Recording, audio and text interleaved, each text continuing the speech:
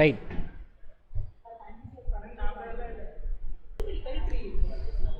வட இந்தியாவில் வேதகால பண்பாடு. சரியா? வேதகாலம் ஃபஸ்ட் நாள் இன்ட்ரொடக்ஷன்லேயே பார்த்துருப்போம்.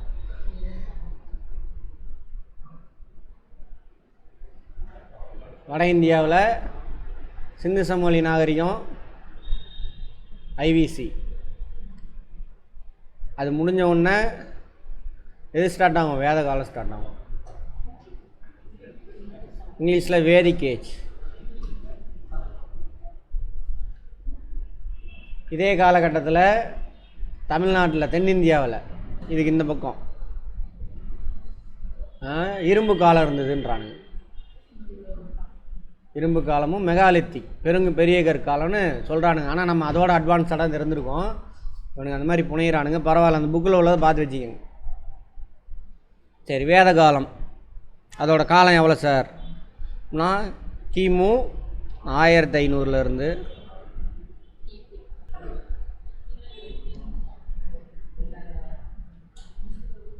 அதே கிமு தான் 600 வரைக்கும்.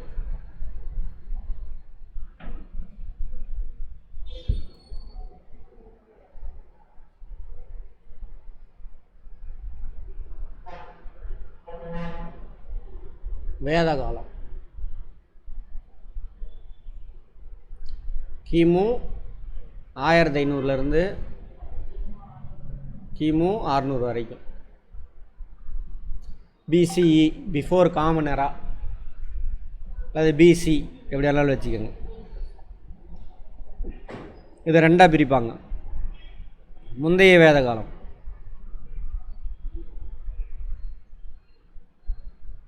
பிந்தைய வேத காலம் அப்படின்னு ரெண்டாக பிரிப்பாங்க.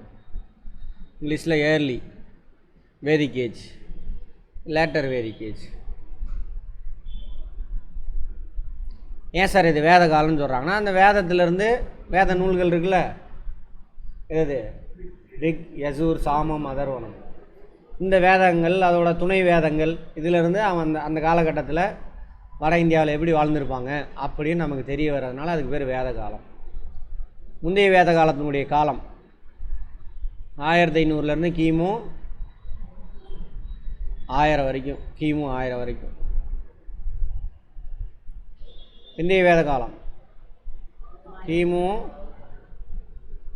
1000 கிமு 600 வரைக்கும்.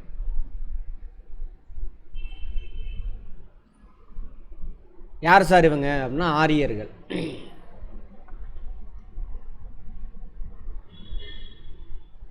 மத்திய ஆசியாவில் இந்த ஏரியாவில் மாடு மேய்ச்சிக்கிட்டு இருந்த குரூப்பு. மாடு மேய்க்கிற குதிரையில் போவான், மாடு மேய்ப்பான். மாடு மேய்ச்சா அவனோட முக்கியமான உணவு என்னது? இறைச்சி, மாட்டுக்கறி தான்.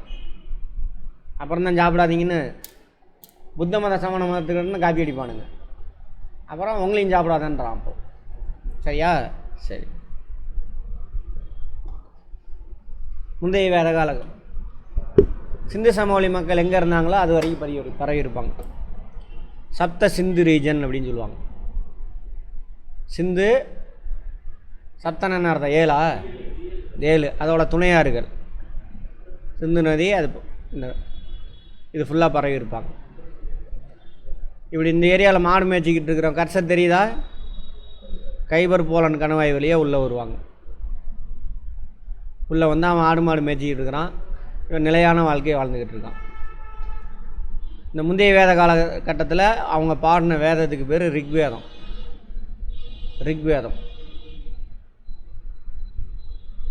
அதனால் முந்தைய வேத காலத்துக்கு இன்னொரு பேர் ரிக்வேத காலம் அப்படிம்பாங்க. அப்போ அவங்க செட்டில் ஆன ஏரியா இது வடமேற்கு இந்தியா, இப்போ உள்ள பாகிஸ்தானு, அங்கெல்லாம். ரைட். அவங்க வந்து இங்கே உள்ள மக்களோடு அப்படியே கலக்கிறாங்க. கொஞ்சம் பேர் ஓடி வந்துட்டாங்கன்றாங்க. தென்னிந்தியாவுக்கு ஓடி வந்தாங்களா இல்லையோ, இந்த மக்களோட கலந்து இந்த சிந்து சமவெளி மக்கள்கிட்ட இருந்தால் நாகரிகத்தை கற்றுக்கிறான். ஆனால் அவங்க ஆரியர்கள் தான் இந்தியர்கள் நாகரிகம் கற்றுக் கொடுத்தான்னு கதை விட்டுக்கிட்டு இருக்கானுங்க. இவனுக்கு முன்னாடி சிந்து சமவெளி மக்கள் இங்கே வாழ்கிறான், பெரிய நகரங்கள் உருவாக்கி வாழ்கிறான், எக்ஸ்போர்ட் பண்ணுறான். அழகான வீடுகள், அடுக்குமாடி குடியிருப்புகள், பாதாள சாக்கடையோட வீடுகள், பெருங்குளம் எல்லாம் வச்சு வாழ்ந்துக்கிட்டு இருக்கான். அப்போ யார் நாகரிகமானவன்? சிந்து சமவெளி மக்கள். வேதத்திலே சொல்கிறான், எங்களோட எதிரிகள் கோட்டையெல்லாம் கட்டி வாழ்கிறாங்க, அவங்க கோட்டையெல்லாம் போய் அழி இந்திரனே அப்படின்னு பாட்டு போடுறானுங்க. ரிக் வேதத்தில். மற்றபடி அதில் ஒன்றுமே இல்லை, வேதத்தில் இருக்குன்னு கதையாக விட்றானுங்க. அங்கே ஒன்றும் இருக்காது வேதத்தில், எல்லாம் விளங்காது, உருப்படாமல் போகிறது, அடுத்தவன் அழிக்கிறது, இப்படியே தான் இருக்கும். சரி, அப்புறம் பெண்களோட நிலைமையெல்லாம் நல்லா இருந்தது, அது எதும்பாங்க. ஒரு சில பெண் பாடகர்கள்லாம் இருந்தாங்கன்னு சொல்லுவாங்க. எங்கள் முந்தைய வேத காலத்தில் பெண் எழுத்தாளர்களாக இருந்தாங்க, கார்கி கீரிக்கிலாம் இருந்தாங்க அப்படிம்பாங்க. சொத்து எதை வச்சு சார் அளக்குறாங்க அப்படின்னாக்கா,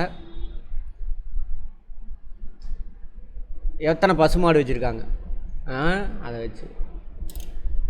இங்கே தான் என்னாவது தொழில் அடிப்படையில் வர்ணாசிரம் தோன்றுறது. ஆனால் ரொம்ப தீவிரமாக இருக்காது, லைட்டாக தோன்றும்.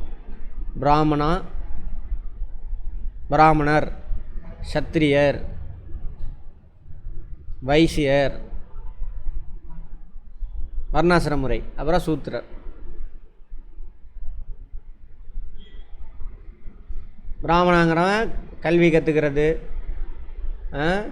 கடவுள்கிட்ட யாகம் நடத்துறது, அந்த வேலையெல்லாம் செய்வான். சத்திரியர் நாட்டை பாதுகாக்கணும். வைசியர் வியாபாரம், இந்த நாட்டுக்குள்ளே உற்பத்தி ஆகிறத அடுத்த நாட்டுக்கு எடுத்துகிட்டு போகணும், அடுத்த நாட்டில் உற்பத்தி ஆகிறத இந்த நாட்டுக்கு எடுத்துகிட்டு வரணும். சூத்திரர் எல்லா தொழிலும் செய்யணும், ஊருக்குள்ளே இருக்கக்கூடிய விவசாயத்துலேருந்து கைவினை பொருட்கள்லேருந்து எல்லாம் செய்யணும். சரியா? இவன் மட்டும்தான் எந்த வேலையும் செய்ய மாட்டான். அவ்வளோதான். அப்புறம் பிந்தைய வேத காலத்தில் என்ன ஆகுனா, இந்த முந்தைய வேத காலத்தினுடைய கடைசி காலகட்டத்தில் இரும்பு கண்டுபிடிப்பாங்க. பிந்தைய வேத காலத்தில் இரும்பு வந்தோன்னா இங்கேருந்து கங்கை சமவெளிக்கு பரவுவாங்க. அப்படியே இங்கேருந்து கிழக்கு நோக்கி வருவாங்க. இங்கே உள்ள காட்டெல்லாம் அழிப்பாங்க. காட்டழிக்கணுன்னா என்ன வேணும்? இரும்பு வேணும். அந்த இரும்பை வச்சு காட்டெல்லாம் அழித்து இங்கே வராங்க. இது வரைக்கும் விவசாயம் செய்யப்படாத வெள்ளம் போன பகுதி. அப்போ எப்படி இருக்கும் அந்த பகுதி? நல்லா வளமாக இருக்கும்.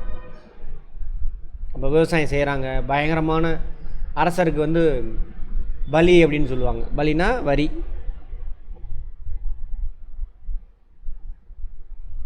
நிலவரி. இப்போ 100 ஏக்கர் 100 மூட்டை விளைஞ்சதுனாக்கா 40 மூட்டையை ராஜாவுக்கு கொடுத்துடணும். அந்த மாதிரி 30 மூட்டை அந்த மாதிரி கொடுத்துடணும். இப்போ ராஜாவுக்கு நிறைய வரி சேருது, ஆடம்பர வாழ்க்கை. அப்போ அரண்மனையிலெல்லாம் குவிஞ்சு கிடக்குது. இப்போ ராஜாக்களை வச்சு என்ன பண்ணுறாங்க இவங்க, இந்த பிராமணர்கள் இவங்க சொல்கிறத கேட்டு தான் ராஜா எல்லா வேலையும் செய்யணும். அதேமாதிரி முந்தைய வேத காலத்தில் ஊர் மக்களோட குழுக்கள் இருக்கும், சபா சமிதி அப்படின்னு சொல்லி. சபா சமிதி, ஊர் மக்கள்லாம் ஒன்று சேர்ந்து உட்காருவாங்க. இந்த குழுக்கள் என்ன சொல்லுதோ அதுபடி தான் ராஜா நடந்துக்குவார். இவங்களை டம்மி ஆக்கிடுவானுங்க. இங்கே ராஜா தான் கடவுளோட தூதுவர் அப்படின்னு மாற்றிடுவாங்க. மக்களை காப்பாற்ற வேண்டிய இடத்துல ராஜா அந்த வேலையை செய்யணும் அப்படின்னு எல்லாமே மாறிட்டே வரும். நான் ராஜா யாரை கட்டி செய்வார்? பிராமணரை சேர்த்து. அங்கே பிராமண ஆதிக்கம் இங்கே தான் உருவாகுது.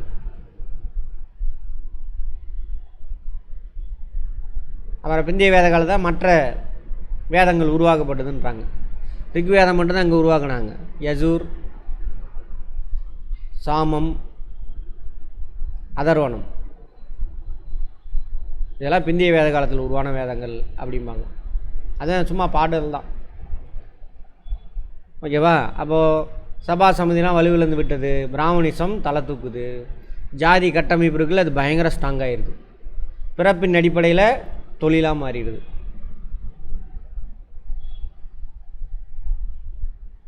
தொழில், பெண்ணடிமை உருவாகுது. பெண்களுக்கு சொத்தில் பங்கு கிடையாது அப்படின்னு இங்கே தான் வருது. பெண் கல்வி மறுக்கப்படுது. எங்கே? எல்லாம் பிந்தைய வேத காலத்தில் எல்லாம் இங்கே உருவானதான். இப்போ சமூகத்தில் என்னென்ன சீர்கேடு இருக்குது அதெல்லாம் அங்கே தான் உருவானுச்சு. எங்கே உருவானுச்சு? வட இந்தியாவில். வட இந்தியாவில் இந்த ஏரியாவில். அப்புறம் ராஜா ஏமாற்றி என்ன பண்ணுறது? யாகம் நடத்துறது. அது பாருப்பா, வால் நட்சத்திரம் வந்துருச்சு, உனக்கு நேரம் சரியில்லை. அப்புறம் என்னது, அச்சய திருத்தி மாதிரி ஏதோ ஒரு கதையை விட்டு, ஐயோ ராஜா உனக்கு பயங்கரமான பிரச்சனை வரப்போகுது, ஐயோ என்ன பண்ணுறதுண்ணா, 1000 பிராமணர்கள் கூப்பிட்டு யாகம் நடத்து, வேள்வித்தி அப்படிம்பாங்க. யாகம் நடத்தினா அவங்க வீட்டில் மாதிரி ஒரு 8 கல்லை வச்சு அப்படி போடுறதில்ல. ஒரு 10 பசுமாட்டை வெட்டி போடுறது, 5 குதிரையை வெட்டி போடுறது. இப்போ எவ்வளோ பெரிய யாகம் குண்டா இருக்கும் பாருங்கள். அதில் நெய்யை ஊற்றி எடுத்து சாப்பிட்ருவாங்க நைட்டு. அதோட என்ன இருக்கும், சோமபானம் சுறாபானம்லாம் யார் சாப்பிடுவா? ராஜாக்களும் சாப்பிடுவாங்க, யாகத்தை நடத்தக்கூடிய பிராமணர்கள் சாப்பிடுவாங்க. அப்போ கால்நடையெல்லாம் அழியக்கூடிய ஒரு சூழல் எங்கே? பிந்தைய வேத காலத்தில். அப்போ ஜாதி கட்டமைப்பு பயங்கரமாக, பிறப்பின் அடிப்படையில் தொழில் வருது, ஜாதி உருவாகுது. கல்வி மறுப்பு, பெண்களுக்கு கல்வி கிடையாது, பிராமணன் மட்டும்தான் எல்லா கல்வியும். எப்போ வரைக்கும்? இங்கிலீஷ்காரன் வர வரைக்கும். அப்போ ஆரம்பிச்சது. நடுவில் வந்துட்டு புத்த மத சமண மதம் வந்து கல்வி கொடுப்பாங்க. திரும்ப அந்த புத்த மத சமண மத இடத்தெல்லாம் யார் பிடிச்சிக்குவா? பிராமணர் வந்து பிடிச்சிக்குவாங்க. அப்போலேருந்து கல்வி மறுப்பு, கல்வி கொடுக்க மாட்டாங்க யாருக்கும். அதேமாரி நீங்கள் போய் யாகத்தை, வேதத்தை, சமஸ்கிருதத்தை காதில் கேட்டுட்டீங்க அப்படின்னா காதில் ஈயத்தை காய்ச்சி ஊற்றணும். பனிஷ்மெண்ட்லாம் பயங்கர தீவிரமாக மாறுது. சரியா? அப்புறம் குழந்தை திருமணம்.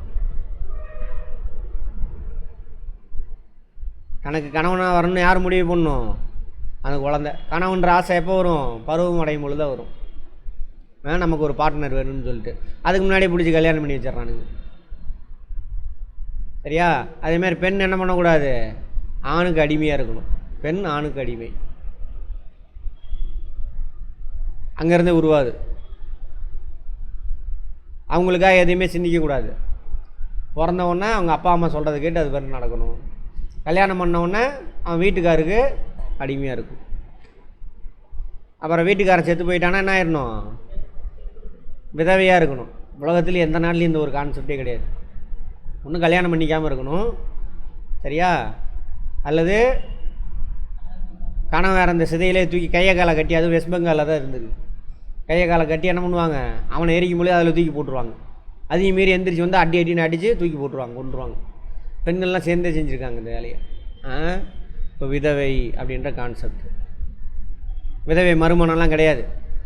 விதவைன்ற வார்த்தையே உலகத்துலேயே இங்கே மட்டும்தான் இருக்குது. அவன் செத்து போனால் அப்படியெல்லாம் இல்லை.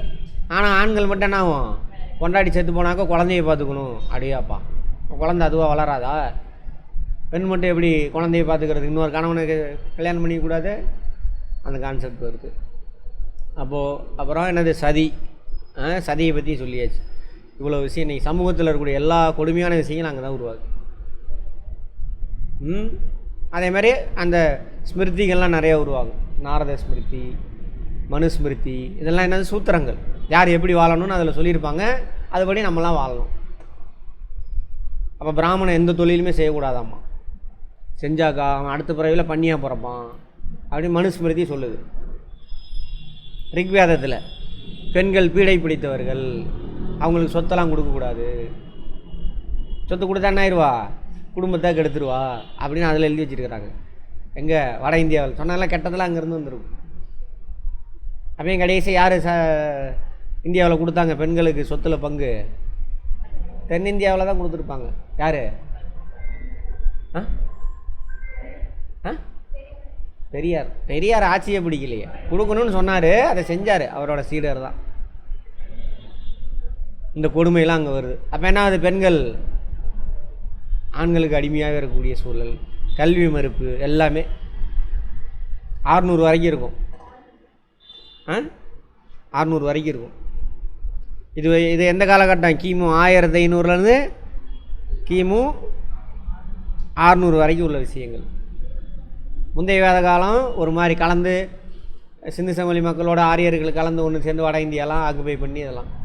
பிந்தைய வேத காலத்தில் என்ன ஆகுது? அவங்க அப்படியே கிழக்கு நோக்கி வளமான நிலத்தை நோக்கி போகிறாங்க. முந்தைய வேத காலத்தில் அந்த நாட்டுக்குள்ளே சபா சமிதி சொல்கிறத கேட்டு ராஜா நடந்துக்கிட்டான். பிந்தைய வேத காலத்தில் அவனை டம்மி ஆக்கிட்டான். பிராமணன் என்ன சொல்கிறானோ அதுதான். பிராமணன் மீறி எதுவுமே கிடையாது. பிராமணன் அவன் சொல்ல மாட்டான், எல்லாம் கடவுள் ரிஷிகள் கொடுத்தது. இப்போ வரைக்கும் சொல்லிகிட்டு இருக்கான் பாருங்க. எல்லாம் ஐபிஎஸ் ஆஃபீஸராக இருந்து வந்திருக்கிறான் நம்ம ஆளுநர். எல்லா ரிஷிகளும் முனிகளும் நம் நாட்டை இந்த தேசத்தை உருவாக்கினவர்கள் கதை விட்டுக்கிட்டு இருக்கிறான். கேட்குறாங்க என்ன எருமாடு இடத்துல. அப்படி அவங்க எழுதி கொடுத்த அந்த ஸ்மிருதிகள் அதை வச்சு தான் நடக்கணும். ஏதாவதுனாக்கா உடனே ராஜா அங்கே போயிடுவான், அவர்கிட்ட சாமியார்கிட்ட போவார். அவர் அப்படியே அதை படிக்கிறான். அப்போ தான் எழுத்துலாம் இல்லையே அவனுங்களுக்கு. கடவுள்கிட்ட பேசுகிறேன், ஜி பூ கா அவன் ஒரு மொழியில் பேசிட்டு அதாங்க சொன்னார், ரைட், அதை அப்படியே ஃபாலோ பண்ணும். அப்படி இந்த 1.5% ஆண்கள் அந்த என்டையர் சமூகமே என்ன ஆகுது, அவனுக்காக உழைக்கணும். நோவாமல் நோம்பி கும்புறான்னு சொல்கிறாங்கல்ல, அவங்க தான் அது. கோயிலெலாம் கிடையாது, இயற்கைக்கு கடவுள் பேர் வச்சுருவாங்க. கடவுள்லாம் ஒரே கடவுள் தானே இருக்கணும். பாருங்கள், நம்ம இப்போ காலப்போக்கில் மாறிக்கிட்டே வரும். சிவன் கிடையாது, விஷ்ணு கிடையாது, எவனும் கிடையாது. எங்கே அப்போது பின்னாடி தான் மாறும். எங்கேருந்து அங்கேருந்து திருடுறானுங்களோ, அந்த புத்த மத சமண மதத்திலேருந்து அதெல்லாம் திருடுறானுங்களோ, அப்போ தான் அந்த சாமியெல்லாம் வரும். ஒவ்வொரு சாமியாக மாற்றிக்குவானுங்க. எல்லாம் பார்ப்போம். இதுதான் உண்மையான வரல. இதான் இந்த என்னது வேத காலம்.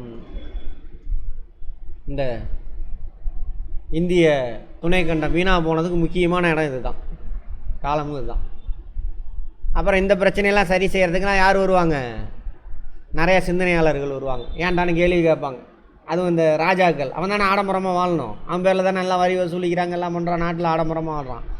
இவனே அங்கே போனால் என்ன பண்ணுறது, அந்த பிராமணன்ட்டு போனால் கையை கட்டிட்டு நிற்கணும்,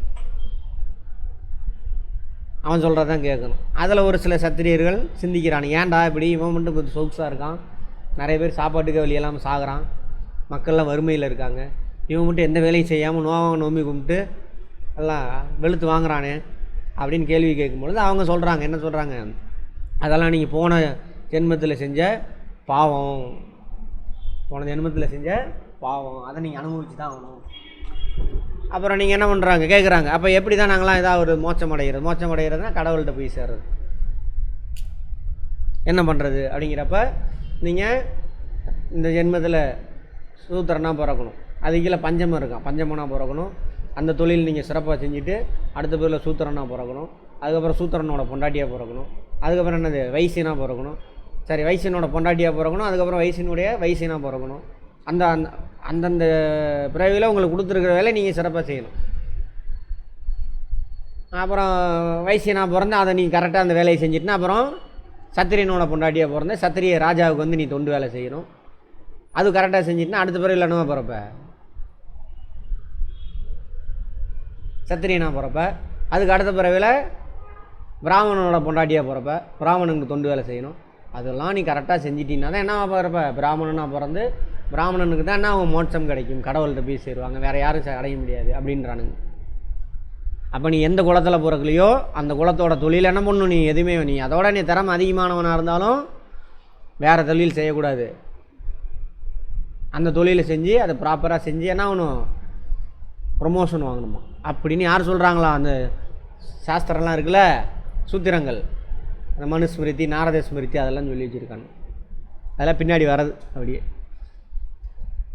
அப்போ தான் அவங்க கேள்வி கேட்குறாங்க, ஏங்க பிறக்கக்கூடாதுன்னு, அதெல்லாம் இல்லை, அப்போ கடவுளை பார்க்கணும், அவர் பார்க்கணும், தவம் இருக்குன்றாங்க, போய் தவம் இருக்கிறாங்க. புத்தர் மகாவீரர் இவங்களாம் தவம் இருந்து பார்த்தா அவனுக்கு ஃப்ராடு பண்ணுறானுங்கடா, ஏமாத்துறானுங்க, ஊரை ஏமாற்றிட்டு என்ன பண்ணுறானுங்க, சொகுசாக உட்காந்து இவனுங்க சாப்பிட்றதுக்காக கடவுள் பேரை சொல்லி ஏமாற்றி திடுறானுங்க அப்படின்னு கண்டுபிடிக்கிறாங்க. அதானது என்ன பால், அது யானை பால், அதான் ஞானப்பால், அதான் ஞானம் பெறுதல் அப்படின்னு சொல்கிறாங்களா. ஏன்னா ஞானம் பெறுதல்னா இந்த உண்மையை உணர்ந்தால் தான் அதுக்கு பேர் ஞானம் பெறுதல். இவனுங்க ஏமாற்றி பிழைக்கிறானுங்க கடவுள் பேரை சொல்லின்னு அவங்க புரிஞ்சுக்கிறாங்கள. அதனால புத்தர் வந்து என்ன பண்ணுவார், கடவுள் டோட்டலாக மறுப்பார். அதுமாதிரி பெண்கள் ஆண்கள் சமம்பார், கல்வி எல்லாத்துக்கும் கற்றுக் கொடுப்பாங்க. புத்த மடாலயம் சமண மடாலயங்கள் சமண பள்ளியெலாம் என்ன பண்ணுவாங்க, கல்வி எல்லாமே கற்றுக் கொடுப்பாங்க. அதான் புத்த மதம் சமண மதம், அது அப்புறம் பார்ப்போம். பண்டைய கால இந்தியாவில் எங்கே இருக்கும், சிந்து சமவெளி நாகரிகத்துக்கு அப்புறம் வேத நாகரிகத்தை பார்த்துக்கிட்டு இருக்கோம். வேத நாகரிகம் தான் இந்தியாவோட ஒரு என்னது சொல்கிறதுக்கு வார்த்தையே இல்லை, அவ்வளோ கொடுமையான விஷயம் அங்கே தான் உருவாகுது. அதுக்கப்புறம் நடுவில் புத்த மத சமண மதம் வந்து கொஞ்சம் சரியாக மாறும். அதுக்கப்புறம் சொல்லுங்கள் அஜய். ஆமாம், கொடுமையான அது ஒரு விஷயம். அப்படி பாருங்கள், 1500 வருஷமாக எல்லாம் கல்வி மறுப்பு, எல்லோரும் அடிமையாக இருந்துருக்கிறான். இன்றைக்கி வரைக்கும் அப்படி தான் ஓடிக்கிட்டு இருக்கான். ஏதாவது புதுசாக வந்து அதில் சேர்த்திக்குவான். கபடி விளாண்டான், ஆமாம் அப்போயே மகாபாரதத்தில் கபடி விளாண்டாங்கன்றானுங்க, வேதத்தில் முன்னாடி சொல்லியிருக்குங்கன்றான், வேதத்தில் ராக்கெட்லாம் விட்டான்றான், அறுவை சிகிச்சை செஞ்சேன்றான்.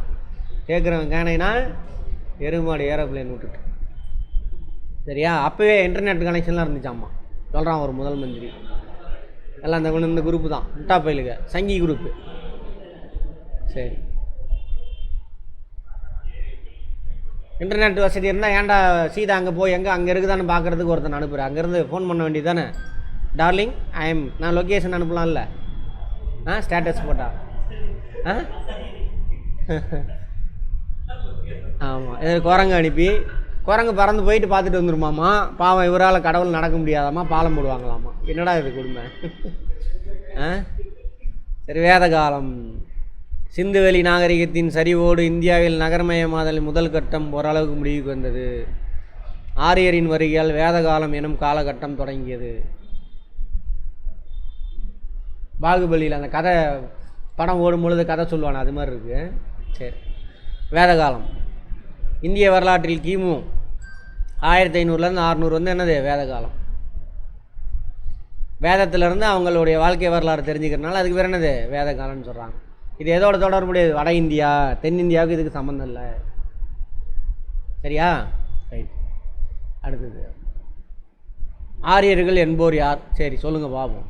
இந்தோ ஆரிய மொழி பேசும் இடம் விட்டு இடம் குடிபெயர்ந்து செல்லக்கூடிய கால்நடை மேய்ப்பவர்கள். அப்போ உண்மையை சொல்லியிருக்கானுங்க, சந்தோஷம். நான் அங்கங்கே பொய்யும் சொல்லி வச்சுருப்பானுங்க, பார்ப்போம். இந்த இந்தோ ஆரிய மொழி, ஆரியன்ஸ்னா யார்? யூரோப், அங்கேருந்து வந்தவனுங்க. அங்கே மேப்பை பார்த்தீங்கன்னா தெரியும்.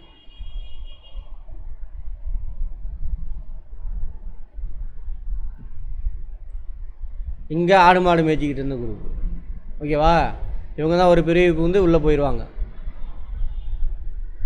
இன்னொரு குரூப் இங்கே வருவாங்க. கிரேக்க லட்டின் மொழியெலாம் இருக்குல்ல, அதெல்லாம் ஆரிய மொழியினுடைய பின்னாடி வந்த மொழி. அதனால தான் இது இந்தியாவில் வந்ததுனால இந்த சமஸ்கிருதத்தை தான் இந்தோ ஆரிய மொழி குடும்பம் அப்படிம்பாங்க. சமஸ்கிருதம் வந்து என்னது இந்தோ ஆரிய மொழி. இவர்கள் மத்திய ஆசியாவிலிருந்து அலையலையாக குடிபெயர்ந்து இந்துக்குஸ் மலையில் உள்ள கைபர் கணவாய் வழியாக வந்தனர். இங்கே தான் மத்திய ஆசியா, கரெக்டாக போட்டிருக்கோமா? அங்கேருந்து அலை அலையாக வந்து உள்ளே போகிறாங்களாம். கணவாய் பார்த்துருப்போம், 2 மலைகளுக்கு நடுவில் கேப்பு, இது வழியாக பூந்து வருவாங்க. இந்த பாடத்தில் கூட முதல் பக்கம் அப்படி தான் போட்டிருப்பாங்க. இந்த கணவாய் காமிக்கிறது அப்படி போட்டிருக்கா, அலை அலையாக வராங்களாமா. இது பின்னாடி நடந்த விஷயம். அப்போ இவனுங்களே யார்? வந்தேரிங்க தான். இவனுங்க இருந்துட்டு அடுத்தவனை வந்தேரின்னு இருக்கிறானுங்க. கால்நடை மேய்ப்பதே இவர்களின் முதன்மையான தொழில். அப்போ இதுக்கு முன்னாடி இருந்த சிந்து சமவெளி மக்களோட தொழில் என்னது? விவசாயம். கப்பல் கட்டி வியாபாரம் செய்கிறானுங்க, ஏற்றுமதி இறக்குமதி. அப்போ யார் நாகரிகமானவன்?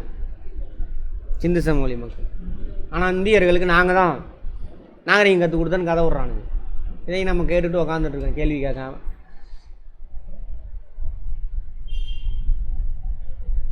என்றாலும் அழித்து எரித்து சாகுபடி செய்யும் வேளாண்மை முறையும் பின்பற்றினர். ஸ்லாஷ் அண்ட் பர்ன் அக்ரிகல்ச்சர் பார்த்துருப்போம். ஆனால் இது இல்லை, இது இவனுக்கு இப்போ எக்ஸ்ட்ரா சேர்த்திருக்கானுங்க. நான் எத்தனை வருஷமாக வரலாறு படிக்கிறேன். ஆடு மாடு மேய்க்கிறது அதான் முக்கியமான தொழில்.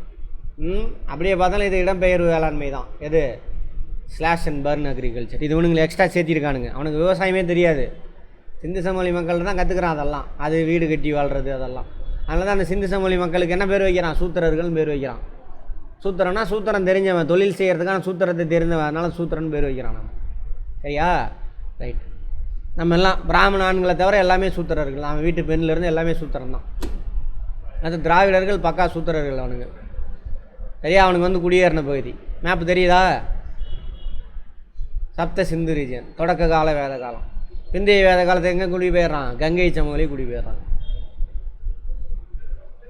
அழித்து எரித்து சாகுபடி வேளாண் முறை, இது தெரிஞ்சது தான். பரப்பு காலம், பரப்பு சான்று,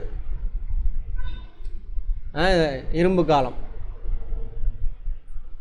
சிந்து சமவெளி மக்கள் செம்பு தங்கம் இதெல்லாம் யூஸ் பண்ணியிருப்பாங்க. இவன் இரும்பு முதல்ல. அப்போ வேத காலம் எதோடு தொடர்புடையது? இரும்பு காலம். என்ன காலம்னு கேட்பாங்க. காலம் இது பொது ஆண்டுக்கு முன்பு. சான்றுகள் இலக்கிய வேதங்கள். நாகரிகத்தின் இயல்பு இந்த கிராம நகர். ஆனால் சிந்து சமவெளி மக்களுடைய இயல்பு என்னது? நகர நாகரிகம். அவனோட அட்வான்ஸ்டு. அவன்கிட்ட இருந்தால் இவனுக்கு கற்றுக்கிறானுங்க எல்லாத்தையும். ஆரியர்களும் இந்தியாவில் அவர்களின் வாழ்விடங்களும். ரிக்வேத ஆரியர்கள் நாடோடிகள் ஆவார்கள். மேய்ச்சல் சமூகத்தினரான அவர்களுக்கு கால்நடைகளே முக்கியமான சொத்து. ரிக்வேதம் முந்தைய வேத காலம். ரிக்வேத காலத்தில் ஆரியர்கள் வாழ்விடம் பஞ்சாப் ஆகும். பார்த்தோம் இல்லையா? இப்போ பஞ்சாப்னா பாதி இந்தியாவில் இருக்குது, பாதி பாகிஸ்தானில் இருக்குது. பஞ்சாப் 5 நதிகள் சேர்ற இடம். பஞ்சுனா 5, சரியா? ரைட், ஆமாம். சப்த சிந்து அதாவது 7 ஆறுகள் ஓடும் நிலம். ஆனால் பஞ்சுனா 7ன்னு அர்த்தம். அந்த இடத்துல சேர்ற இடம். Right, okay. சப்த சிந்து ரீஜன். சிந்து அதோட துணையாறுகள் 6 பேர். ஜீலம், ஜம்மு காஷ்மீர்லேருந்து சேனாப், ஜீலம், ராவி, சட்லஜ், பியாஸ், இவங்கெல்லாம். அப்புறம் சிந்து. மொத்தம் 6 தான் வரும். ஒன்று சேர்த்துக்கிட்டான். அது ஒன்று வந்து எதில் சேர்த்துறானுங்க கொண்டு போய், அதான் சொன்னால என்னது, சரஸ்வதி. அது ராஜஸ்தானில் ஒரு பள்ளம் இருக்குது. இங்கே தாண்டா ஓடிக்கிட்டு இருந்து சரஸ்வதி கடை விட்றானுங்க. அது சும்மா வரட்டு பள்ளமாக கிடக்குது. ஒரு காலத்தில் இங்கே தான் சரஸ்வதி நதி ஓடிக்கிட்டு இருக்கும் அப்படின்னு கதை விட்றானுங்க. பக்கத்தில் தேர்னா எந்த எவிடன்ஸ் கிடைக்கல, அதனால் நிற்கிது. ஏறத்தாழ 1000 ஆரியர்கள் கிழக்கு நோக்கி. இதோட எது முடிஞ்சுது? ரிக்வேத காலம் பார்த்தோம் இல்லையா, ஃபஸ்ட்டு பார்ட்டு. முந்தைய வேத காலம். அப்புறம் தான் இருந்து 1000 கிழக்கு நோக்கி நகர்றாங்க. சிந்து கங்கை சமவெளியில் குடிமை யமுனை கங்கை சமவெளி அப்படி வச்சுக்கோங்க. இரும்பு கோடாரி, இரும்பிலான கொழுமுனையை கொண்டு கலப்பை ஆகியவற்றை பரவலாக பயன்படுத்தினார். எங்கள் பிந்தைய வேத காலத்தில் ஸ்டார்டிங்கில் 4 வேதங்கள்: ரிக்கு, யசூர், சாமம், அதர்வனம். சான்றுகள்: வேதகால இலக்கியங்கள். சுருதி, அந்த சுருதியில் என்ன போடாது? போகிறியா? ஆமாம், இதுதான் அது சுருதி. சுருதினா என்னன்னு சொல்கிறாங்க பாருங்கள். இங்கே நம்ம வச்சிருக்கிற பெரும்பாலான பேர் என்னது? சமஸ்கிருத வார்த்தை தான், நம்ம வார்த்தையே இல்லை. சரி, வேதகால இலக்கியங்களை 2 பெரும் பிரிவுகளாக பிரிக்கலாம். இலக்கியங்களை ஒன்று சுருதிகள், இன்னொரு ஸ்மிருதிகள். சுருதிலாம் எது எதுன்னு பாருங்கள். 4 வேதம், பிராமணங்கள், இதெல்லாம் துணை வேதம்னு சொல்லுவாங்க. ஆரண்யங்கள், உபநிடதங்கள், இதெல்லாம் அந்த ஒரே காலகட்டத்தில் எழுதலை, தொடர்ந்து வரிசையை எழுதிட்டு வந்துருப்பானுங்க. எல்லாத்தையும் சேர்த்து சொல்கிறானுங்க சுருதி. புனிதமானவை, ஆமாம், அங்கே பாருங்கள். நிலையானவை, மாற்றவே முடியாது, அதை அப்படியே ஃபாலோ பண்ணணும். கேள்விகள் கேட்கப்பட முடியாத உண்மையாமா. கேள்வியே கேட்கக்கூடாதாமா அதை. சரியா? இப்போ நான் கேட்டுகிட்டே தான் இருக்கிறேன். பெண்கள் என்னன்னு சொல்கிறான்? ரிக்வேதத்தில் பீடைகள்ன்றான், 4 வருணம் இருக்குன்றான். அவன் எந்த பிறவியில் பிறக்கிறையோ எந்த ஜாதியில் அந்த தொழில் தான் செய்யணும், வேறு தொழில் செய்யக்கூடாதுன்றான். நியாயமா? அது கேட்காதன்றான். அதுக்கு தான் சுருதிகள். சுருதியை கேள்வியே கேட்கக்கூடாதாம்மா. சரி, சுருதி என்பது கேட்டல் எனும் பொருள் கொண்டது. இவை வாய்மொழி வாயிலாக அடுத்த தலைமுறையில் கொண்டு செல்லப்பட்டன. சொன்ன இல்லையா, கிபி 2ஆம் நூற்றாண்டு வரைக்குமே இதெல்லாம் எழுதப்படலை. அதுக்கப்புறம் தான் மற்ற இதெல்லாம் எழுதுறதுனால புத்த மத சமணம்லாம் எழுதி வச்சுருக்கானுங்க. நம்மளும் எழுதுவோன்னு எழுத ஆரம்பிக்கிறானுங்க. அப்போ இது வேத காலத்தை வந்துட்டு வரலாற்று காலம்னு எடுத்துக்க முடியாது. சரியா? அடுத்து ஸ்மிருதிகள், ஆகமங்கள். இங்கே பாருங்க, ஆகமம் சொல்கிறான்ல. ஆகமம்னா என்னது? விதிப்படி அது மாறவே மாறாது அப்படின்றாங்க. தாந்திரீகம், புராணம், இதிகாசம். இதெல்லாம் இதிகாசம். ராமாயண மகாபாரத கட்டுக்கதைகள்லாம் அப்படி தான். அந்த பிஜேபிக்காரனை வரத்தை பேட்டி எடுத்துகிட்டு இருக்கான். இந்த கால்வேல்டு இவெல்லாம் பொய்யும் புரட்டியும் சொல்லி வச்சுட்டானுங்க. ஏன்னா கால்வேல்டு அவங்க தான் என்ன சொல்கிறாங்க? திராவிட மொழி குடும்பம், திராவிட பண்பாடுன்னு ஒன்று இருக்குது, ஆரியத்துக்கு அதுக்கு சம்மந்தம் இல்லைன்னு அவங்க தான் சொல்லுவாங்க. அதனால் அவன் கால்வேல்டு அவன்லாம் திட்டுறான். இந்த ஆள் திட்டினது மட்டும் இல்லாமல் நல்லா பொய்யும் புரட்டையும் எழுதி வச்சுட்டானா. ஒன்றே ஒரு பத்திரிகையாளர், எப்படிங்க மகாபாரதம் ராமாயணம் மாதிரி புரட்டா அப்படின்னு கேட்டான். பார்த்தீங்களா அந்த பேட்டியை? எந்திரிச்சு ஓடிடுவான். அப்புறம் அவனே எந்திரிச்சு ஆன்டி இண்டியன். ஆமாம், நான்லாம் ஆன்டி இண்டியன் தான். சரி,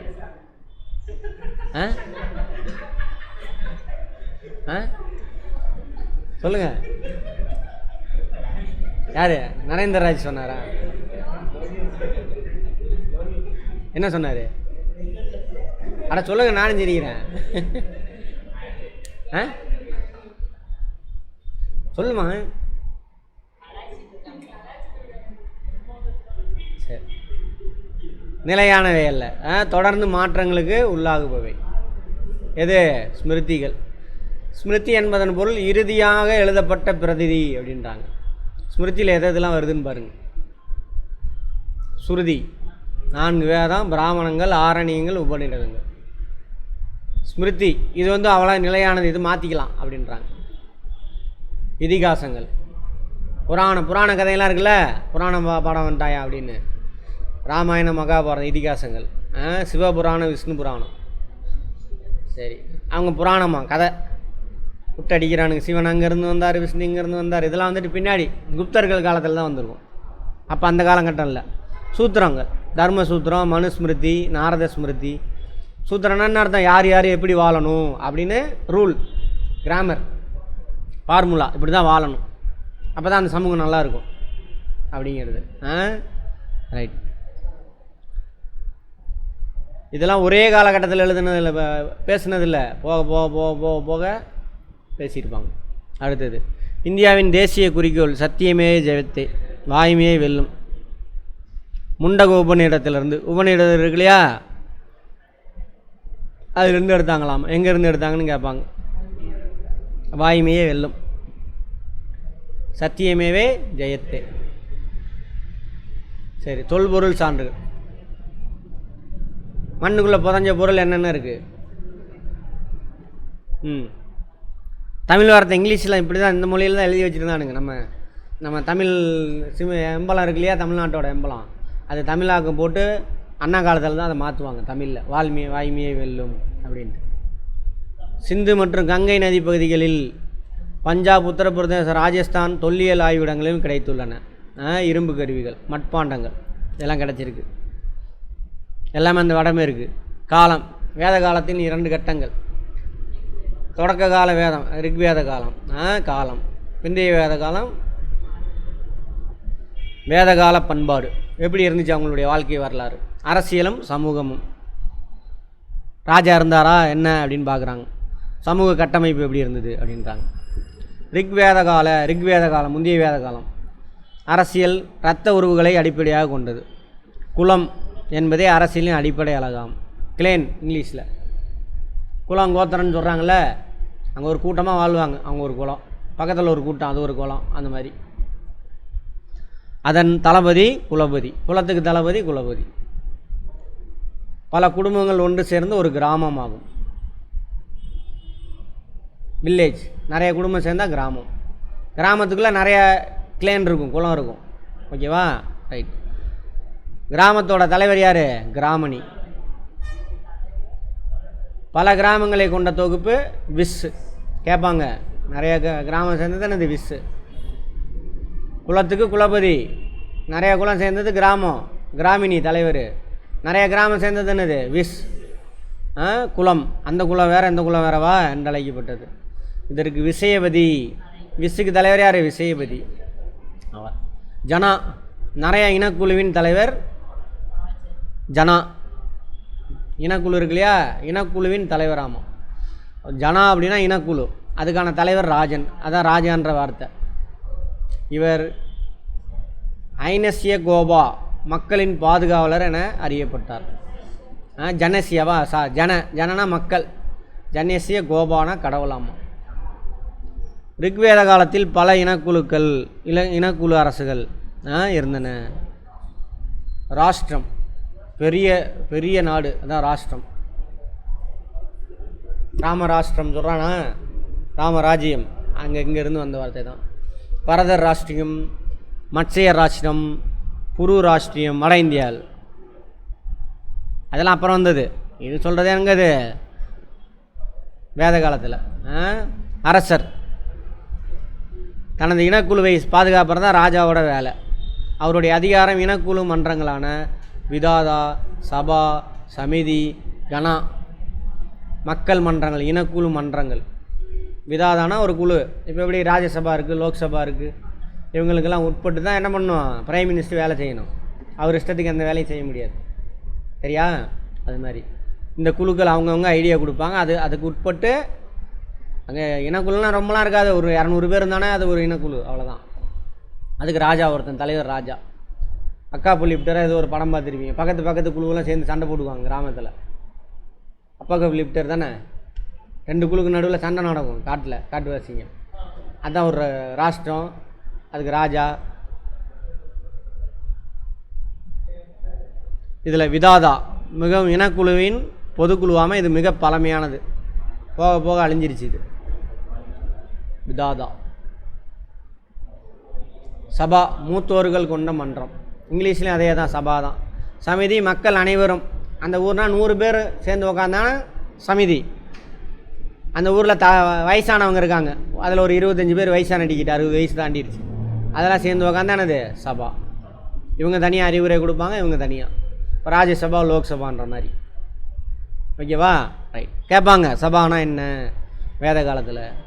அரசர் தனக்கு உதவி செய்வதற்காக புரோகிதர் தலைமை குரு. முந்தைய வேத காலத்தில் இவங்க சொல்கிறதையும் கேட்டுக்குவார், இதையும் கேட்டுக்குவார். இவர் டுபாகூர் வேலையெல்லாம் பண்ணுவார். கடவுள்கிட்ட பேசி சொல்கிறேன், கடவுள் இந்நேரத்துக்கு போனார், அப்புறம் போனார், நாளான்னைக்கு நல்ல நேரம், இன்னைக்கு கெட்ட நேரம், அப்புறம் என்னது ராகு கேது, அப்படி இப்படி கதையெல்லாம் சொல்லிவிட்டு அப்புறம் போகிறான்னு சண்டைக்கு போகிறான்னு போட மாட்டான்.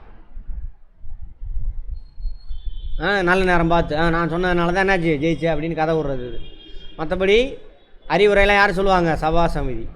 பிந்தைய வேத காலத்தில் அப்படியே மாறி போயிடும். சபா சமிதியை பற்றி கண்டுக்க மாட்டாங்க. அவனை டம்மி ஆக்கிட்டு புரோகிதர் என்ன சொல்கிறானோ அதுபடி தான் ராஜா நடப்பார். எப்போ வரைக்கும்? பிரிட்டிஷ்காரன் வரைக்கும் அதான் நடந்தது. நடுவில் இஸ்லாமியர் வந்துருப்பா. இஸ்லாமியர் காலத்தில் அதான் எங்கள் மதத்தில் தலையிடாதான்ருவானுங்க இவனுங்க இந்த புரோகிதர். அதனால் தலையிட மாட்டாங்க. ஒருவரை பணியில் அமர்த்தி கொண்டார். அரசியல், பொருளாதார, இராணுவம் தொடர்பான விஷயங்களில் அரசனுக்கு சேனானி, சேனாதிபதி, படை தளபதி. எதுக்கு இதாக இருந்திருக்கார்? அரசியல், பொருளாதாரம், இராணுவம் தொடர்பான விஷயங்களில் அரசனுக்கு உதவி செய்கிறது. கிராமங்களுடைய தலைவர் கிராமணி பார்த்தாச்சு. இப்போ ராஜா, குலம் பார்த்துருக்கோம். கிராமம், கிராமத்துக்கு தலைவர், நிறைய தலைவர் சேர்ந்து என்னது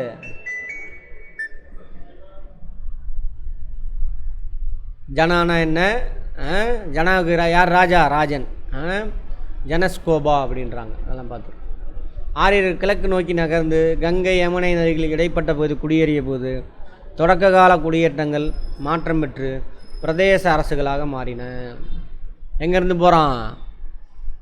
பஞ்சாப் அந்த ஏரியாவிலேருந்து. இங்கே தான் அவன் தொடக்க கால அங்கேருந்து நகர்ந்து இங்கே போகிறாங்க. இந்த ஏரியாவில் போய் செட்டில் ஆகிறோம். வளமான மண், ஒருத்தனை போட்டி போடுறான், நிறைய வரி கிடைக்குது, தனித்தனியாக அங்கங்கே செட்டில் ஆகிறானுங்க. அப்படியே செட்டப்பே மாறுது. பரம்பரை அரசுரிமை தோன்றியதுங்க. பரம்பரை அரசுரிமைன்னு புரியுதா? நான் ராஜா, நான் இறந்துட்டேன்னா என்னோடய மூத்த பையன் அடுத்த ராஜாவாக வருவான். அப்படி முடியாட்சி முறையில் அரசரின் அதிகாரங்கள் அதிகரித்தன. ராஜாவோட அதிகாரம் அதிகமாகிடுச்சுன்னா யார் வந்துட்டாங்க பவரா? அந்த புரோகிதர் வந்துடுவான். ராஜா அவனை கேட்காம எந்த வேலையும் செய்ய மாட்டான். அரசர் தனது நிலையை வலுப்படுத்தி கொள்ள பல சடங்குகளை யாகங்களையும் நடத்தணும். சொன்ன இல்லையா? அவன் நம்ம இவன் வரைக்குமே யார்? சிவாஜி இருக்கார்ல, சத்ரபதி சிவாஜி. ஊகாம்பாங்க, டேய் நீ சூத்திரண்டா ஆட்சியில் உட்கார முடியாதுன்றவானுங்க. என்ன தான் பண்ணுறது? உடனே இந்த புரோகிதர்கள்லாம் சேர்ந்து இத்தனை புரோகித குடும்பங்களை வர வச்சு யாகம் நடத்து இத்தனை நாள், அப்புறம் நீ என்ன ஆயிடுவ? சத்திரியனா மாறிடுவ அப்படின்னு 3 யாகம் நடத்த வைப்பாங்களாமா. 3 தடவை. எப்போ வரைக்கும்? 16ஆம் நூற்றாண்டு. அப்போ வரைக்கும் 16ஆ? ஆமாம், 16 17 1707 17 18ஆம் நூற்றாண்டு வரைக்கும் இருந்திருக்கு அந்த கதை. அப்போ ஆரம்பிச்சது. அப்போ அவன் யாகம் சடங்கெல்லாம் நடத்தணும். அதுக்கு என்ன பண்ணணும்? சடங்குனா விலங்குகள்லாம் பலி கொடுக்கணும். பசு, மானெல்லாம் கிடையாது, குதிரை, அதெல்லாம் பலி கொடுக்கணும். அப்போ தான் இப்போ குதிரையெல்லாம் அழியக்கூடிய ஸ்டேஜ். ஏமாற்றி யாகம் நடத்த வைப்பானுங்க. பின் வேத காலத்தில் பல ஜனாக்கள் அல்லது இனக்குழுக்கள் இணைக்கப்பட்டு ஜனப்பதங்களாக மாறுது. ஜனா நிறையா சேர்ந்தது என்னது? 100 பேர் இருந்தது, இப்போ 500 பேர் சேர்ந்து ஒரு ஜனப்பதமாக மாறுது. இந்த ஜனப்பதங்கள்லாம் ஒன்று சேர்ந்தால் என்ன ஆகும்? மகா ஜனப்பதமாக மாறும். சேலத்தில் குமாரசாமிப்பட்டி இருக்குது, சிலம்பூண்டி ஏரியா, இது மாதிரி நிறையா சின்ன சின்ன கிராமம் இருக்குது சேலத்துக்கு சிட்டிக்குள்ளேயே. இதெல்லாம் சேர்ந்துச்சுன்னா என்ன ஆகும்? ஒரு சிட்டி ஆயிடுச்சு சேலம். அதான் மகா ஜனப்பதம். ராஷ்டிரனா நாடுன்னு அர்த்தம். சமிதி, சபா ஆகியவை தங்கள் முக்கியத்துவத்தை இழந்தன. எப்போ? பிந்தைய வேத காலத்தில். சரியா? விதாதா என்ற மன்றம் இல்லாமலே போயிடுச்சு. இப்போ தான் விதாதா பழமையானது. சமா சமிதி டோட்டலாக காலி, டம்மி ஆயிடுச்சு. இருக்குது, இது டோட்டலாக காலி. விதாதா. புதிய அரசுகள் தோன்றின. பலி அப்படிம்பாங்க, பாலிம்பாங்க. மக்களே முன் வந்து ஆனால் அரசனுக்கு காணிக்கை கொடுக்க, அதான் வரி. பிந்திய வேத காலத்தில் இது ஒரு வரியாக மாற்றம் செய்யப்பட்டது. குரு மற்றும் பாஞ்சால அரசுகள் செழித்தோங்கின. வட இந்தியாவில் இந்த ஏரியாவில் இருந்த முக்கியமான அரசுகள் குரு, பாஞ்சாலா அதெல்லாம். மேலும் அயோத்தி, இந்திரபிரஸ்தம், மதுரா போன்ற நகரங்களும் இக்காலத்தில் உருவாகின. பிந்தைய வேத காலத்தில் நகரம் உருவாகுதாமா. பாலி இது ஒரு வரி. ஒருவர் தனது விவசாய மகசூலில் அல்லது கால்நடைகளில் 1/6 கொடுக்கணும். 1/6 எத்தனை சதவீதம்? 16%. 16 புள்ளி சம்திங். 1/6. 3/1 எத்தனை சதவீதம் வரும்? 33.33. அதில் பாதி இப்போ 16. ஆமாவா? 12, 16 புள்ளி சம்திங். அப்போ இது வந்து அரசர்னா யார், அந்த நாடு எப்படி இருந்துச்சு அப்படின்னு சொல்கிறாங்க. அடுத்து குடும்பத்துக்கு போகிறாங்க. சமூக அமைப்பு தந்தை வழி சமூகமாக மாறி போச்சு, முடிஞ்சு போச்சு கதை. ஆணுக்கு அடிமை, பெண் ஆண் தான் எல்லாம் அப்படின்னு மாறுது. செட்டப்பே மாறுது, ஒரு மாதிரி போகுது, கொடுமையாக போகுது. ஆண்கள் பல கல்யாணம் பண்ணிக்குவானுங்க, பெண்கள் பாவம் தனியாகவே இருக்கணும். ஒரு ராஜாவுக்கும் 5-6 கொண்டாடி வச்சுருப்பானுங்க, 100லாம் இருக்கும். ஆண் வழி சமூகமாக மாறுது. ஆனால் இயற்கை விலங்கு எப்படிப்பட்டது? பெண் வழி சமூகம்னு பார்த்துருப்போம், அப்படியே மாறுது. வெள்ளை நிறத்தோல் கொண்ட ஆரியர்கள் கருப்பு நிறத்தோல் கொண்ட ஆரியர் அல்லாதவர்களிடம் இருந்து தங்களை வேறுபடுத்தி கொண்டனர். கருப்பு நிற ஆரியர் அல்லாத மக்களை தசையுக்கள், தாசர்கள் என்று அழைத்தனர். இந்த பூர்வகுடி மக்கள் தொடக்க வேதகால சமூகத்துக்குள் 3 பிரிவுகள் இருந்துச்சாமா. ட்ரைனா 3. பொதுமக்கள் விஸ் என்று அழைக்கப்பட்டனர். போர் வீரர்கள் சத்திரியர்கள் என்றும், மதகுருக்கள் பிராமணர்கள் என அழைக்கப்பட்டது. பிற்காலகட்டத்தில் திறன் கொண்ட ஆரியர்கள் இல்லாத மக்களை ஆரியர்கள் சமூக ஏற்பாட்டுக்குள் கொண்டு வர நேர்ந்தது. ஏன்னா எல்லா வேலையும் செய்யணும்ல, அவன் தான் செய்யணும், எந்த வேலையும் செய்ய மாட்டான், ஒன்றும் தெரியாது, முட்டா பயிலு. அப்போது 4 இறுக்கமான வர்ண அமைப்பு முறை உருவாகுது. பிராமணர், சத்திரியர், வைசியர், அப்புறம் வேலை செய்ய திறன் கொண்ட சூத்திரர். 4 வர்ணங்கள் உருவாகுது. இவ்வாறு 4 படிநிலை கொண்ட சமூக ஒழுங்கு உருவாக்கப்பட்டதான் டிசிப்ளின். ஆமாம். வேத காலம் குறித்து கற்க அதிக அளவு இலக்கிய சான்றுகள் இருந்தபோதும் பயன்பாட்டு பொருள் சான்றுகள் போதுமான அளவு இல்லை. அவன் வேத காலத்தில் நிறைய விஷயம் சொல்லியிருக்கானுங்க, அதுக்கு ஆர்கியாலஜிக்கல் எவிடன்ஸ் எதுவும் கிடைக்கலன்றாங்க. சரியா? அடுத்தது பெண்களோட நிலை. ரிக்வேத காலத்தில் பெண்கள் ஓரளவுக்கு சுதந்திரம் பெற்றிருந்தனர். மனைவி குடும்பத்தின் தலைவையாக மதிக்கப்பட்டார். பெண்கள் தனது கணவருடன் வீட்டில் சடங்குகள் நடத்தினர். குழந்தை திருமணத்தை உடன்கட்டை ஏறுதலும் அறிந்திருக்கவில்லை, அப்போ கிடையாது. அப்போ என்ன அர்த்தம்? அந்த பெண் வயசுக்கு வந்தோன்னா அவளாக பார்த்து ஒருத்தனை விரும்பி கல்யாணம் பண்ணிக்குவாங்க. சங்ககால இலக்கியங்கள்லாம் பார்த்தீங்கன்னா தெரியும், தலைவன் தலைவி அவங்களோட காதலை பற்றி தான் பேசியிருப்பாங்க பெரும்பாலும். கைம்பெண்கள் மறுமணம் செய்து கொள்ள தடைகள் இல்லை. எங்கே? முந்தைய வேத காலத்தில் கைம்பெண் அப்படின்றத கொண்டு வந்தது யார்? அந்த வார்த்தையை விதவைன்னு இருந்துச்சு, கைம்பெண் போட்டது யார்? கலைஞர். அது சட்டபூர்வமாக கொண்டு வந்திருப்பார். இருந்த பொழுதிலும் பெற்றோர்கள் சொத்துக்களை பெறும் சொத்துரிமை பெண்களுக்கு. முந்தைய வேத காலத்திலே சொத்துக்கள் கிடையாது பெண்களுக்கு, மற்ற உரிமையெல்லாம் இருந்திருக்கு. பொது நிகழ்வில் பெண்கள் எந்த பங்கும் வகிக்கவில்லை. இதெல்லாம் பிந்தைய வேத காலத்தில் இருந்தது. பிந்தைய வேத காலத்தில் சமூகத்தில் மட்டுமின்றி குடும்பத்திலும் கூட பெண்களினுடைய பங்கு, அவர்களுக்கான நிலைமை குறைந்து போனது. பெண்களோட அடிமையாக்கிட்டானுங்க. பெண்கள் குடும்பத்தில் சடங்குகள் நடத்த முடியாத நிலை உருவானது. குடும்பத்திலே வர முடியாது, ஆண் தான் போய் எல்லாம் செய்ய முடியும். இவங்க பக்கத்துலன்னு எடுத்து கொடுப்பாங்க, எல்லா வேலையும் இந்த அம்மா தான் செய்யும். பார்த்தீங்கன்னா தெரியும்.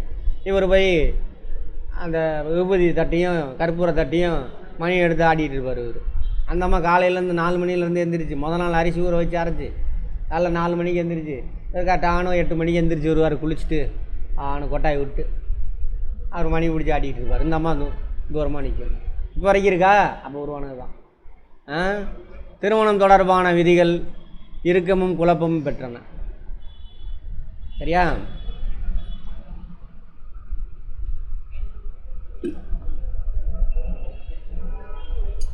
பலதார மனம் சாதாரணமாக நடைபெற்றது. ஆண்கள் மட்டும்தான், பெண்கள் கிடையாது. பாலிகாமி அப்படிம்பாங்க இங்கிலீஷில். கைம்பெண் விதவைன்னு கான்செப்ட் வந்துருச்சு. ஊக்கம் அளிக்கப்படவே இல்லை, டோட்டலாக மறுக்கப்பட்டது. திருமணம் செஞ்சுக்கூடாது, சரியா? வீட்லேயே இருக்கணும், மூலி ஆக்கிடுவானுங்க. கொண்டு போய் வெளியிலையும் வரக்கூடாது. தாலி அறுத்த வரா பாரு, ஐயோ அவன் மூஞ்சில் முழிச்சிட்டேன். இந்த சமூகம் லேடிஸ் தான் ஒரு லேடிஸை பார்த்து சொல்லும், அந்த மாதிரி உருவாக்கி வச்சுட்டானுங்க. பெண்களுக்கு கல்வி மறுக்கப்பட்டது, கலப்பு திருமணம் நிராகரிக்கப்பட்டது, லவ் மேரேஜெலாம் கட்டு அங்கேருந்தான் ஸ்டார்ட் ஆகுது. பொருளாதார வாழ்க்கை, வேதகால பொருளாதாரமும் கால்நடை மேய்ச்சலும் வேளாண்மை ரெண்டு கலந்தது. ரிக்வேத காலத்தில், முந்தைய வேத காலம், ஆரியர்கள் முதன்மை தொழில் கால்நடை மேய்ப்பது. மர வேலை செய்வோரும், தேர்கள் செய்வோரும், மட்பாண்டங்கள் செய்வோரும், உலோக வேலை செய்வோரும், துணி நெய்வோர், தோல் வேலை இருந்தனர். ஏன்னா அங்கே தான் பசுலாம் பலியிடுறானுங்கள, அப்போ தோல் பதப்படுத்துறது. அதெல்லாம் பழுப்பு மஞ்சள் நிற மட்பாண்டங்கள், பழுப்பு மஞ்சள் நிறம், கிரே அண்ட் எல்லோ வேர். குதிரைகள், பசுக்கள், வெள்ளாடு, செம்மறியாடு, காளை, நாய்கள் வீட்டு விலங்குகளாக பழக்கப்படுத்தப்பட்டன. பசு, குதிரை, வெள்ளாடெல்லாம் எதுக்கு வளர்க்குறானுங்க? சாப்பிட்றதுக்கு தான். ஆமாம். சிந்து மற்றும் பஞ்சாப் பகுதி ஆரியர்கள் நிரந்தரமாக குடியேறிய பின் அவர்கள் வேளாண்மை செய்ய தொடங்கினர். இது முந்தைய வேத காலத்தை சொல்கிறான். இந்த ஏரியா சிந்து பஞ்சாபில் அங்கே தான் விவசாயம் செய்ய ஆரம்பிக்கிறான். அதுக்கப்புறம் அது அப்படியே நகர்ந்து இங்கே வரைக்கும் வருது. அந்த ஏரியாவில் என்ன விளையும்? பார்லி, கோதுமை. குளிர் காலத்தில், வெயில் காலத்தில் நெல், மக்காச்சோளம், அதெல்லாம். எவானா பார்லி. ஆமாம், எவானா பார்லி முதன்மையான பயிராமா. கோதுமை, பருத்தி இதெல்லாம் பயிர் செஞ்சுருக்காங்க. ஓ, அதில் இல்லையா? கோதுமை, பருத்திலாம் அவங்க பயிர் செய்யலை முந்தைய வேத கால மக்கள். ஒவ்வொரு வருடமும் இருபோகம் சாகுபடி நடந்ததாமா. பின்வேத காலத்தில் ஆரியர்கள் பசு, வெள்ளாடு, செம்மறியாடு, குதிரை மட்டுமல்ல யானைகளையும் பழக்கப்படுத்தினர். காட்டுக்குள்ளே யானை தெரியுதா? அங்கேயும் யானையெல்லாம் இருந்துருச்சு, எல்லாத்தையும் அழித்து முடிச்சாச்சு. இந்த ஏரியாலாம் காடு, அந்த காட்டெல்லாம் அழித்து அங்கே உள்ள யானையெல்லாம் பிடிச்சிட்டு வந்து பழக்கப்படுத்துகிறானுங்க. தொடக்க வேதகால கைவினைஞர்கள் நகை செய்வோர், சாயத்தொழில் செய்வோர், உலோகங்கள் உருக்குவோர் போன்றோரும் சமூகத்தில் இடம்பெற்றிருந்தனர். இக்கால பண்பாடு வர்ணம் தீட்டப்பட்ட சாம்பல் நிற மட்பாண்ட பண்பாடு என்று அழைக்கப்படுகிறது. எது மொத்தமான வேத காலம். இரும்பு கொழுமுனை, ப்ளக்கு, அதாவது என்னது, ஏறு உழுகுறல, நிலம் உழுகுறல, அது கலப்பை மற்றும் இரும்பு கோடாரி முதல்ல பயன்பாட்டுக்கு வருது. அதிக அளவில் நிலங்கள் வேளாண்மை செய்யப்பட்டது. நெல், கோதுமை, பார்லி பயிர் செய்யப்பட்டன. முந்தைய வேத காலத்தில் கோதுமை, பார்லி இல்லை, சரி, கோதுமை, நெல் இல்லை. பிந்தைய வேத காலத்தில் தான் பார்லி வந்துருக்கு, முதன்மையான பயிர், சிறுதானியம். அது வேளாண்மை வளர்ச்சி பெற்றதால் நிலத்தின் மீது தனியுரிமை உருவானது. இங்கே தான் தனியுரிமை உருவாகுது. எனக்கு லேண்டு சொந்தம் அப்படின்னு. அதுக்கு முன்னால் எனக்கு லேண்டு சொந்தம் இல்லை. ஏன்னா நாடோடி வாழ்க்கை தானே அவன், யாருக்கும் லேண்டு சொந்தம் இல்லை. இப்போ லேண்டை பிடிச்சிட்டு இது நான் சொந்தக்காரம்பா. முதல்ல எப்போ வருது? பிந்திய வேத காலத்தில். புதிய தொழில்களும் கலைகளும் வளர்ந்து உபரி உற்பத்தி ஏற்பட்டு வணிகத்துக்கு இட்டு சென்றன. வியாபாரம் எப்போ தோன்றும்? சர்ப்ளஸாக இருந்தாக்கா. விவசாய உற்பத்தியில் உபரி, மற்ற பொருட்கள், கைவினை பொருட்களில் ஹேண்டிகிராஃப்ட், அதில் உபரி, சர்ப்ளஸ். அப்போ அடுத்து வியாபாரம். பிந்தைய வேத காலத்தில் வியாபாரத்துக்கே போகிறானுங்க. எவ்வளோ பின்னோக்கி இருந்திருக்கானுங்க பாருங்க. வணிகம் பெருகியது, பண்டமாற்று முறை பரவலாக காணப்பட்டது. அவர் நிக்ஷா, சத்மனா என்னும் தங்க நாணயங்களை, கிருஷ்ணா, சத்மனா அப்படிங்கிறது பிந்திய வேதகால மக்கள் பயன்படுத்திய தங்க நாணயங்கள். வெள்ளி நாணயத்துக்கு பேர் என்னது? கிருஷ்ணாலா. கிருஷ்ணா அப்படின்னா கருப்புன்னு அர்த்தம். கிருஷ்ணாலா வெள்ளி நாணயத்தையும் வணிகத்தில் பயன்படுத்தியிருக்காங்க.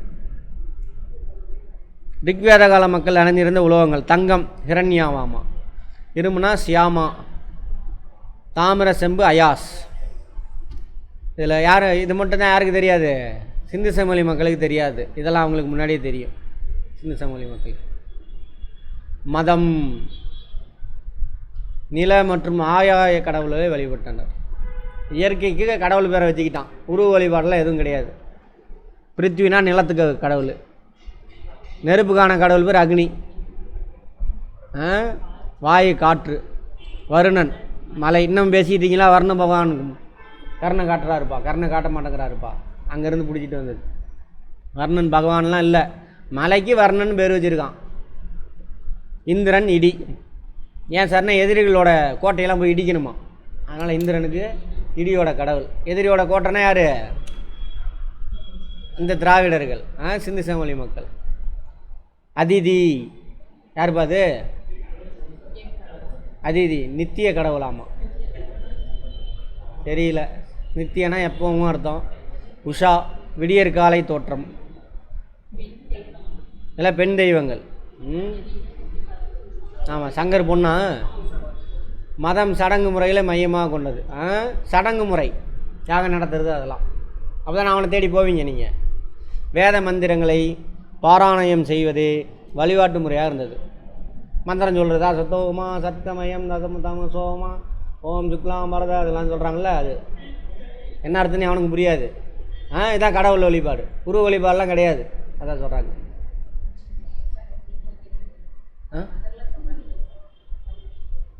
அவங்களுக்கே தெரியாது.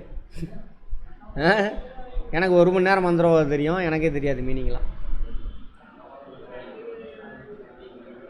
சரி, அடுத்தது வேத மந்திரங்களே பாராயணம் செல்வதே வழிபாட்டு முறையாக இருந்தது.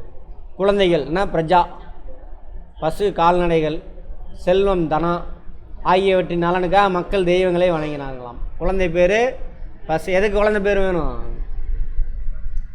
என்னோட கடைசி காலத்தில் தூக்கி போடணும், அதுக்கு தான் குழந்தை.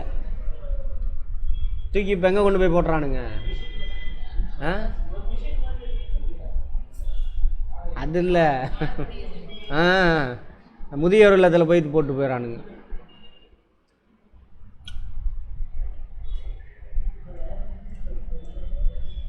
பசு புனிதமான நூல் தாமா.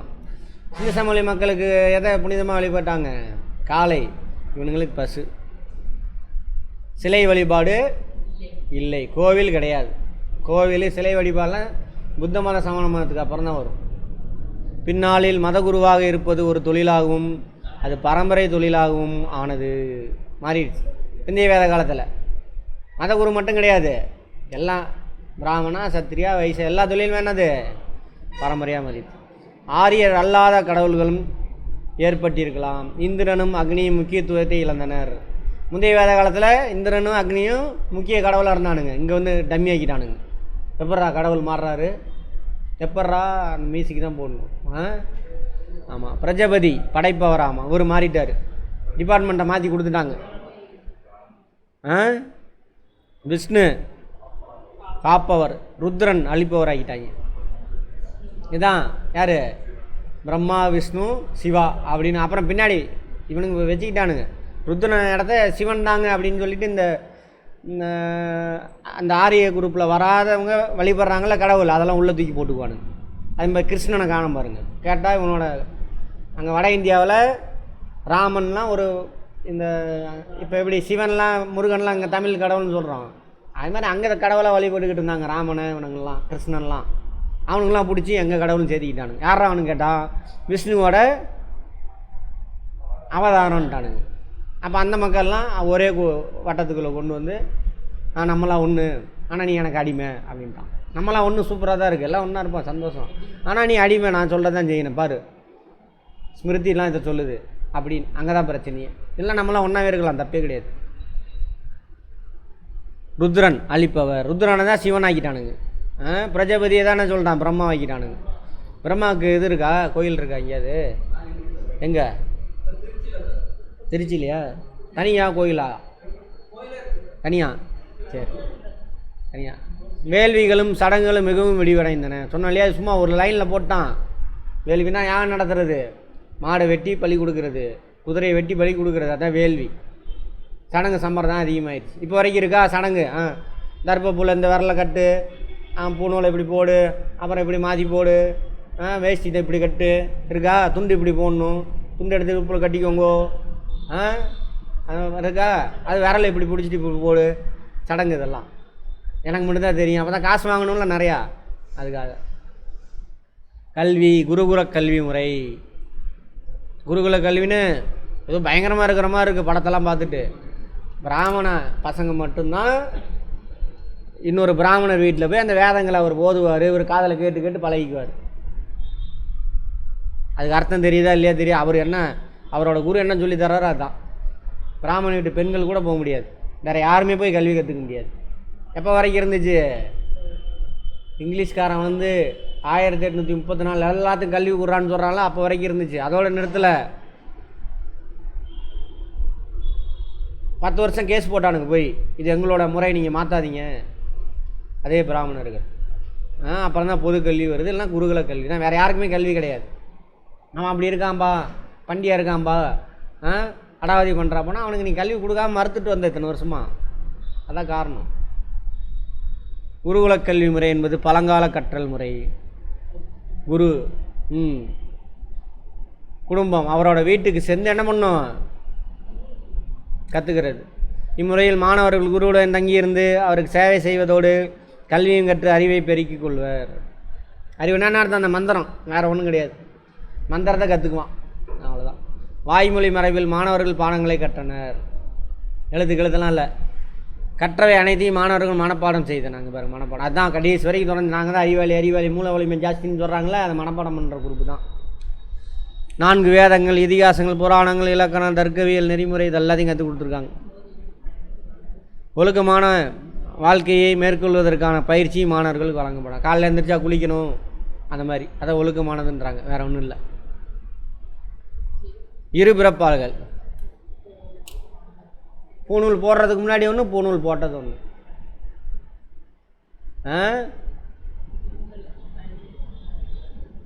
விஜாசா, விஜாஸ் ஏதோ ஒன்று வச்சுக்கோங்க. இருபிறப்பாளர்கள். குருகுலத்தை மாணவர்கள் சேர்க்கப்படுவர். பெண்களுக்கு பொது கல்வி அளிக்கப்படவில்லை. இரு பிறப்பாளர்கள். அந்த கல்வியெலாம் கற்றுக்கிட்டு பூநூல் போட்டுட்டான்னு வச்சுக்கோங்க, அவன் 2வது பிறவி போயிருப்பான். இந்த பிராமண ஆண்களை தவிர மற்ற எல்லாம் ஒரு பிறப்பாளர்கள். இவனுங்களுக்கு மோட்சம் கிடைக்காது, பிராமணனுக்கு அடிமையாக இருக்கணும், அவனுக்கு எல்லா வேலையும் செய்யணும். இந்த இரு பிறப்பாளர் எந்த வேலையும் செய்ய மாட்டான், கடவுள் கூட டீலிங் மட்டும் வச்சுக்குவார். அப்படியே மந்திரத்தை சொல்லி கடவுளுக்கு உங்களுக்கு நடுவில் ஏஜென்ட்டு அப்படின்னு சொல்லிட்டு உங்கள்கிட்ட எல்லாம் பிடிங்கி சாப்பிட்டுட்டு உட்காந்துருக்கு வேலை செய்யாமல். இன்னும் செஞ்சுட்டு தானே இருக்கோம். என்ன பாரதி ராஜா, பிறந்தவுடனே எங்கே போகிறீங்க? குழந்தை பிறந்தவுடனே நல்லண்ணா பேர் வைக்கணும், பேர் வாங்கணும், எல்லாம் எங்கே போகிறோம்? அங்கே தான் போவீங்க. ஆமாம். அடுத்தது ஐயரை போய் பார்த்துட்டு வா. செத்தவுடனே கருமாதி ஐயர் நல்ல நேரம் குடிச்சிட்டு வாங்க. அடுத்த வருஷம் திதி கொடுக்கணும், நல்ல நேரம் பார்த்துட்டு வாங்க ஐயர்கிட்ட போய். போகிறீங்களா? சரி. 4 ஆசிரமங்கள் வயதின் அடிப்படையில். பிந்தைய வேதகால இறுதியில் வாழ்க்கை 4 நிலைகள், 4 ஆசிரமன்றாங்க. என்னென்னு பார்ப்போம். பிரம்மச்சரியமா, இதுக்கு பேர் மாணவ பருவம். கிரகஸ்தம், இது உங்களுக்கெல்லாம் கிடையாது, எல்லாம் பிராமணருக்கு மட்டும். திருமண வாழ்க்கை. வனப்பிரஸ்தம், காடுகளுக்கு சென்று தவம் செய்தல், கடவுளை மீட் பண்ணுறதுக்கு. சந்நியாசம், வீடு பேர் அடைவதற்கு துறவற வாழ்க்கையை மேற்கொள்வது, எல்லாத்தையும் விட்டுட்டு போகிறது. ஒவ்வொரு இது 4. தென்னிந்தியாவிலும் தமிழ்நாட்டிலும் சமகாலத்தில் நிலவிய பண்பாடு. இப்போ நம்ம வட இந்தியாவை பார்த்தோம், சிந்து சமவெளி பார்த்தோமா இன்றைக்கி? இல்லை. தென்னிந்தியாவில் இருக்கக்கூடிய முக்கியமான நகரங்கள். தமிழ்நாட்டில் முக்கியமான பண்டைய கால நகரம் 3 நகரம் பார்த்தோமா? புகார், மதுரை, காஞ்சி. அப்புறம் என்ன பார்த்தோம்? இப்போ வட இந்தியாவில் வேத காலம். எந்த காலம்? முந்தைய வேத காலம், பிந்தைய வேத காலம். எப்படி மாறிச்சு? சமூகத்தில் இருந்த தீங்கெல்லாம் எங்கே உருவானுச்சு? இந்த பிந்தைய வேத காலத்தில் உருவானது தான். அப்புறம் நடுவில் அதெல்லாம் ஆஃப் பண்ணுறதுக்காக வந்தது தான் யார்? புத்த மதம், சமண மதம். அவங்க என்ன பண்ணாங்க, ஏது பண்ணாங்கன்னு சொல்லிட்டு நாளைக்கு பார்ப்போம். இது இல்லை, இதை நாளைக்கு பார்ப்போம். நாளைக்கு எது தெரியுமா டெஸ்ட்டு? மதியம் டெஸ்ட்டு நாளைக்கு. ஃபஸ்ட்டு இது டேம் 1 இருக்குல்ல, 3 இருக்கா 4 இருக்கா? அதில் 4 இருக்கா? சரி, ஃபஸ்ட்டு 2 பாடம் மட்டும் படிச்சுட்டு வாங்க. ஃபஸ்ட்டு 2